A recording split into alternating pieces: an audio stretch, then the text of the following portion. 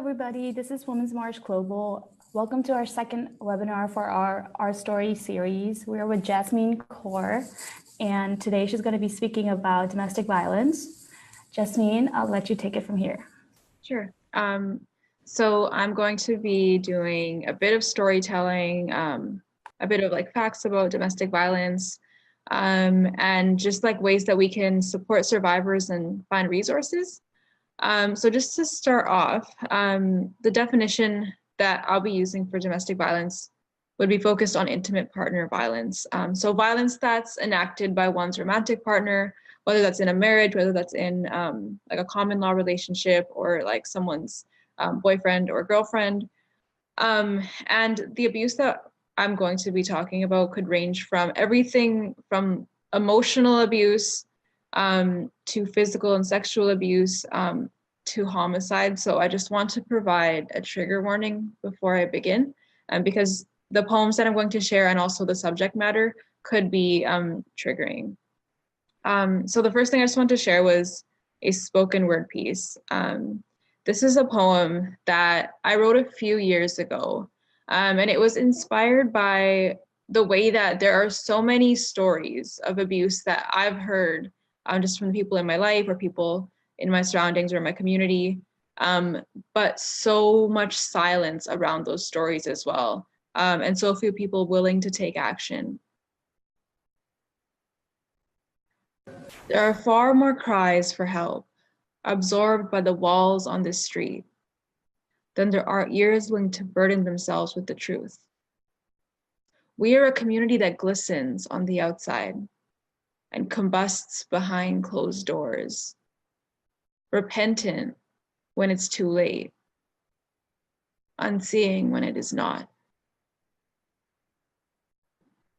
So that poem, again, it was inspired by the way that there are so many stories of domestic violence all around us, but a lot of the times people are unwilling to talk about them, whether it's out of just like discomfort in bringing up like topics like this publicly because maybe they know the abuser and they don't want to make things uncomfortable.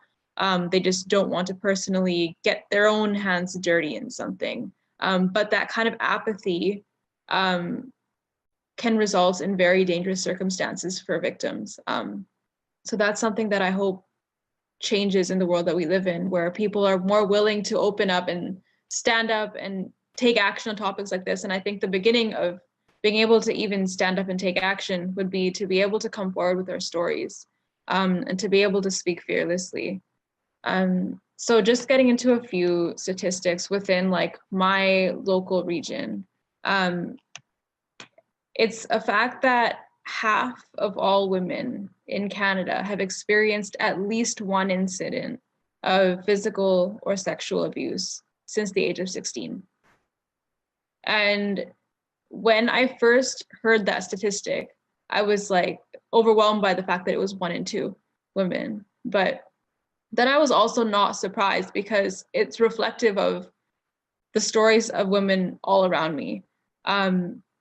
And it's also reflective of the fact that so many people are going through the same thing, but there's a sense of fear or maybe shame around telling our stories. And that's why that sense of surprise is there, because a lot of the times people are going through the same thing, but we don't know where to share and how to share. And there is an aspect of gender to this, of course, because 83% of victims of domestic violence are women identified. So alongside that, we know that 4 out of 10 victims of domestic violence who are women will report injuries, where 2 out of 10 male victims of domestic violence will report injuries. And those rates of domestic violence peak between the age of 15 and 34. And I think it's also important to acknowledge that within that number, 83% of women, there are so many different variables based on background and ethnicity. So we need to kind of acknowledge those intersections that women of marginalized backgrounds especially face when it comes to these rates. For example, Indigenous women, First Nations women in Canada, are 2.5 times more likely to experience domestic violence than non-Aboriginal women, despite being 3% of the population. And when I said 4 out of 10 women will report injury during cases of domestic violence, 6 out of 10 female Indigenous women will report injuries. So there's a particular marginalization of Indigenous women that we need to acknowledge. Alongside that, we know that queer women will report higher rates of domestic violence. Lesbian and bisexual women experience rates of domestic violence that are reported 3 times higher than average. Women with disabilities, whether mental or physical, also experience 2 times higher the rates of domestic violence. And people that are gender diverse, trans people, Two-Spirit, Indigenous people, most, so 73% of trans people have reported situations of violence because of transphobia, and 4 out of 10 have experienced sexual or physical violence. I also think it's important to acknowledge that education, educational attainment, income levels do not affect rates of domestic violence. So that means that women of all socioeconomic backgrounds are experiencing domestic violence as an endemic. And it's not something that just affects someone based on how much education they have. This is something experienced across the board.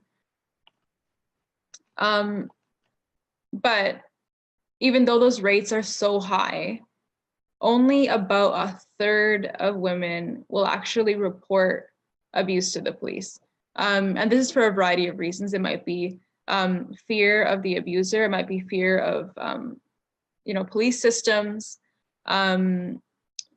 It might be that they think that they're going to deal with the situation in a different way, but we only actually see 1/3 of those cases come forward within police systems and within the judicial court.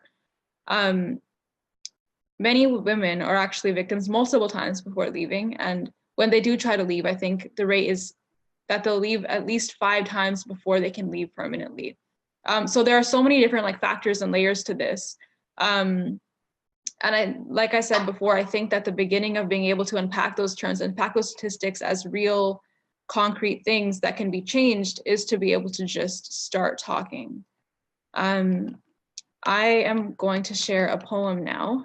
This is a poem that I recently posted on Instagram. So I'll share the poem first, and then I will explain a little bit about it.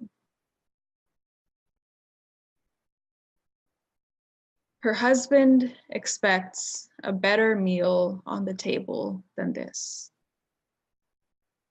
Asks her why she always forces him to do this. Apologizes for the actions of his fist. Hates his boss, but always manages to swallow his rage and smile. She wonders how it could be that she is the only one who makes him lose control. So for me, poetry is a form of storytelling that allows me to share stories from my life and from the lives of my loved ones in a way that feels safe and empowering to me. So this poem particularly, it was inspired by something that I'd witnessed where an abusive person would describe his actions as being uncontrollable, or as though the victim had made him do what he did.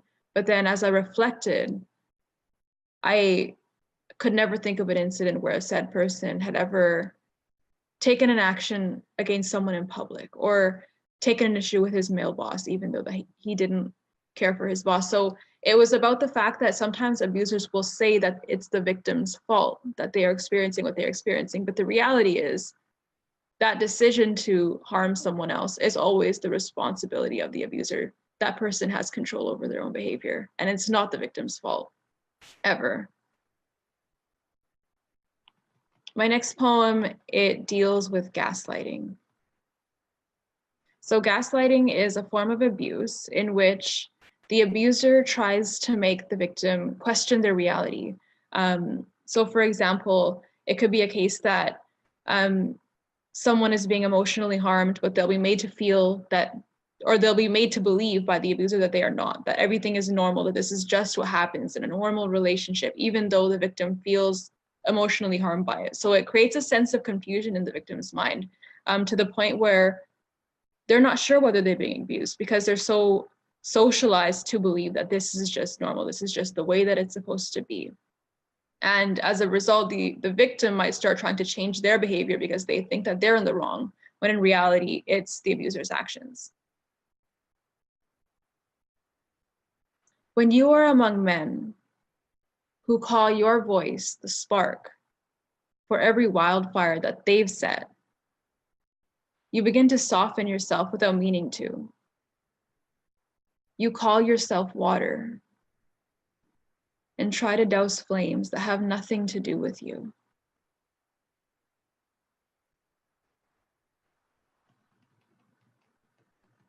And then going off of that poem, my next piece, it builds on this idea that oftentimes women who are victims of abuse, or just women in general, are socialized to believe that they have to heal everyone else, but not heal themselves. And I think that it's a reflection of a society that positions women as caretakers and healers only, and dismisses and teaches us to dismiss our own needs, teaches us to dismiss our own safety and well-being. My sister learns to carry everyone's pain but her own. She can trace his trauma with her fingertips, but he snaps when her fault lines show. So she covers up the scars and says, "You don't understand how he's hurting."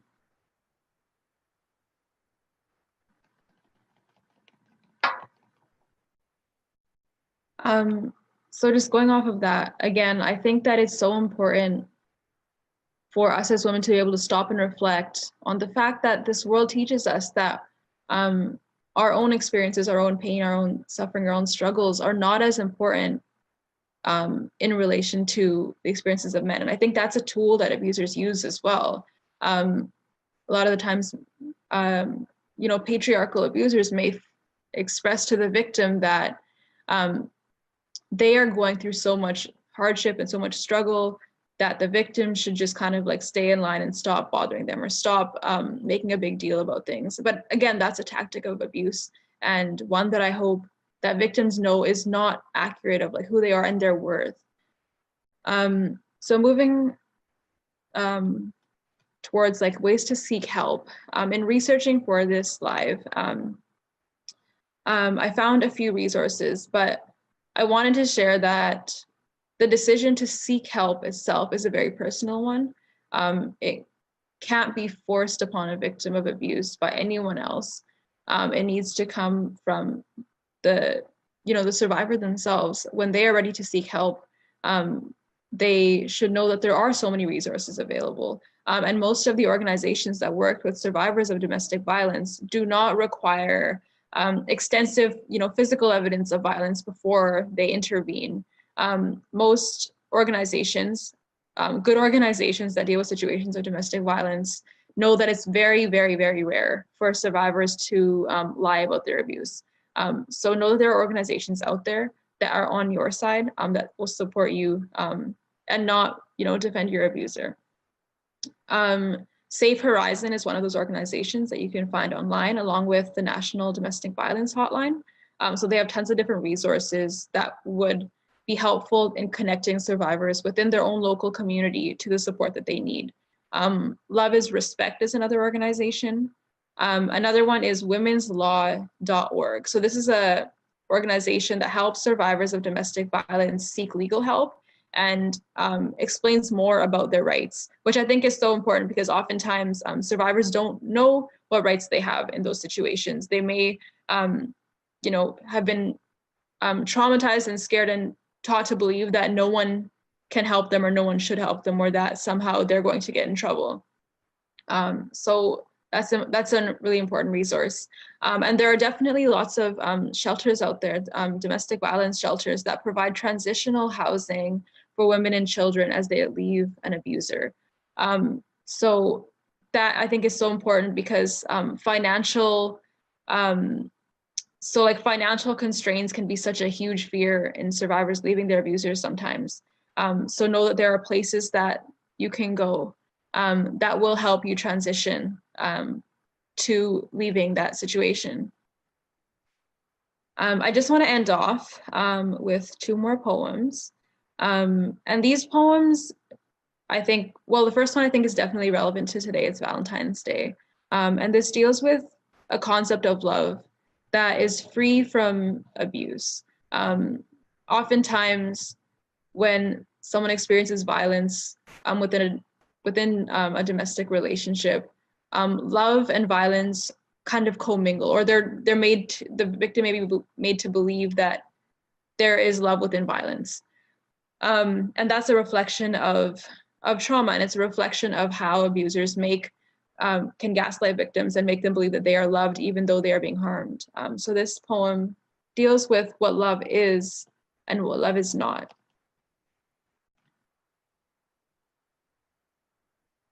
Love does not leave bruises across your arms or across your mind. Love does not lend itself as an explanation, an excuse. Love does not hollow out your flesh and call your aching shell selfless. Love does not frighten, nor trap, nor suffocate. Love does not justify, nor manipulate, nor seethe in anger. Love does not apologize for the same crime every night because it's still learning how to stop. Love does not force you to stay. Love does not whisper all the reasons why no one else would ever want you. Love does not convince you that the pain is for your own good. So when they say they only break you because of love, do not believe them. Love would never do that.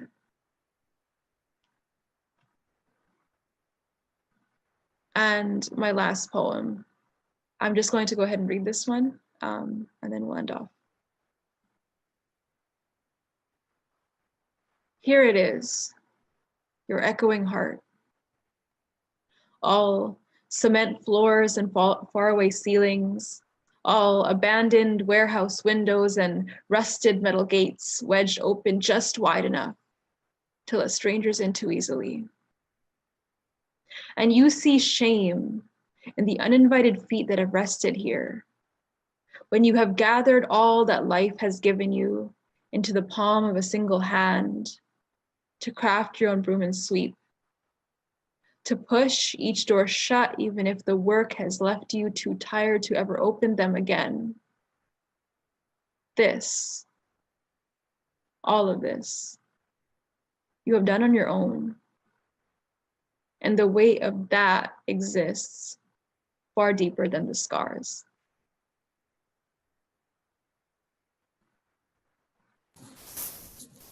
Wow.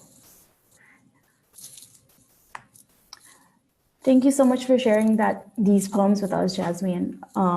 Means a lot. Of course. And yeah, I just want to leave us on this and let us think on it. And just want to let everyone know that we're going to be back again with Jasmine next week on Wednesday at 12 p.m. Eastern for another round of webinar with Anna McKenzie. Mm-hmm. And yeah, just also if anyone's missed this webinar, we have the webinar that's going to be uploaded in our Facebook. Yeah, thank you so much for joining us, Jasmine. Thank you.